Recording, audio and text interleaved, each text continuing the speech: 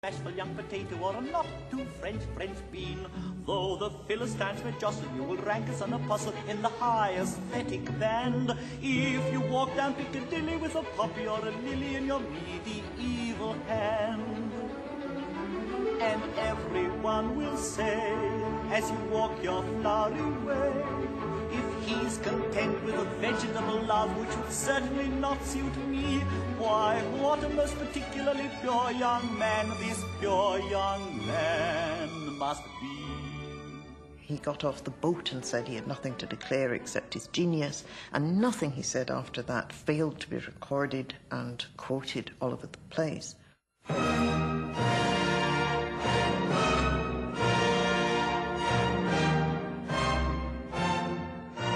My dear Norman, I have great success here. Nothing like it since Dickens, they tell me. I am torn in bits by society.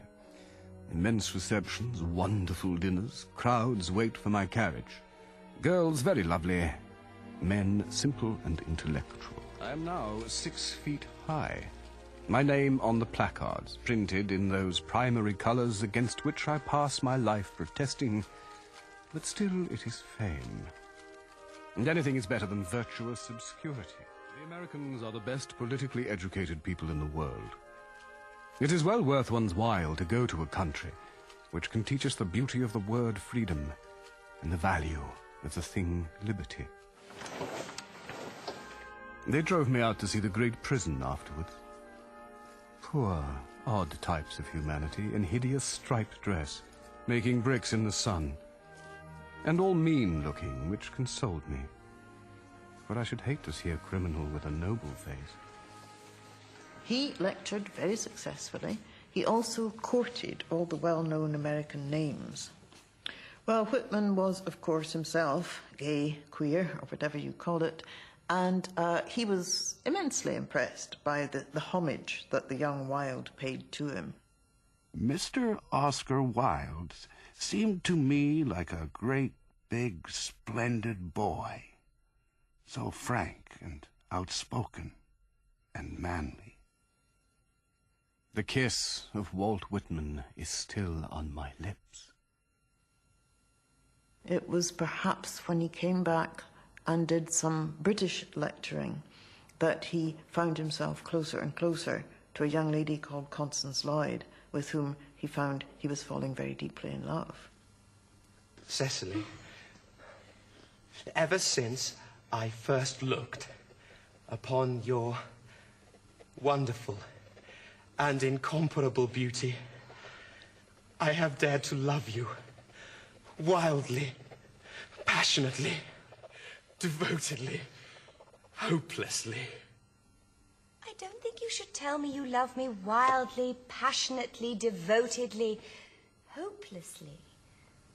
Well, hopelessly doesn't seem to make much sense, does it? Cecily. I am going to be married to a beautiful girl called Constance Lloyd. A grave, slight, violet-eyed little Artemis with great coils of heavy brown hair, which makes her flower-like head droop like a blossom, and wonderful ivory hands, which draw music from the piano so sweet that the birds stop singing to listen to her. We are to be married in April. Prepare yourself for an astounding piece of news. I am engaged to Oscar Wilde and perfectly and insanely happy. His engagement to Constance came as a tremendous surprise, I think, to everyone. But I think it's unfair to say that it was either to deflect rumours or as a smokescreen for his nascent homosexuality. It's a great game people play. How far back can you trace Oscar's homosexuality? You only have to look at the letters that Wilde sent to Constance whenever he couldn't be with her, whenever he was lecturing in Edinburgh, Glasgow, and even stranger places. That wasn't kidding, that wasn't put on, that was a love match, although sadly it wasn't destined to last too long.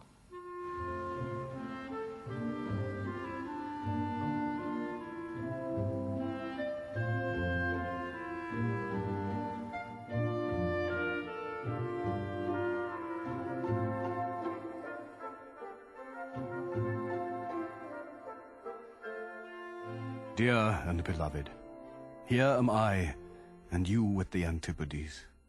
Oh, execrable facts that keep our lips from kissing, though our souls are one. What can I tell you by letter? Alas, nothing that I would tell you, for I feel your fingers in my hair and your cheek brushing mine. The air is full of the music of your voice. My soul and body seem no longer mine. I have no power to mingled do in anything some but just love you. My whole life is yours to do as you will with. I will hold you fast with chains of love and devotion so that you shall never leave me.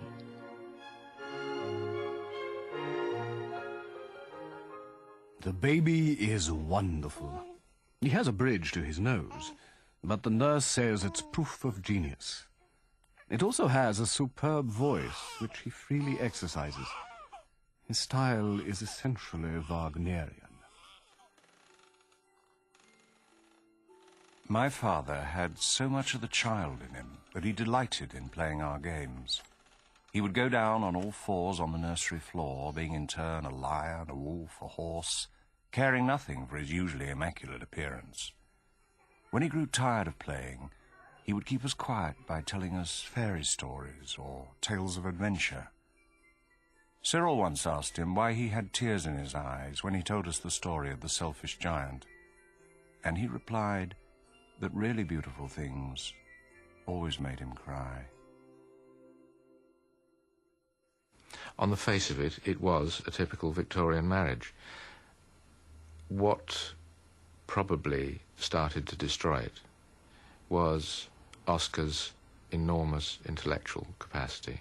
I think that to live with Constance, she was well read, she spoke several languages, she tried very hard to keep up with him, but he was intellectually on another plane altogether. And I think he needed the intellectual stimulus. But when, as far as we can gather, he and she found it impossible to have any more children for financial reasons, then he seems to have been led by his friend Robert Ross towards homosexuality. No doubt he always had a very strong homosexual direction.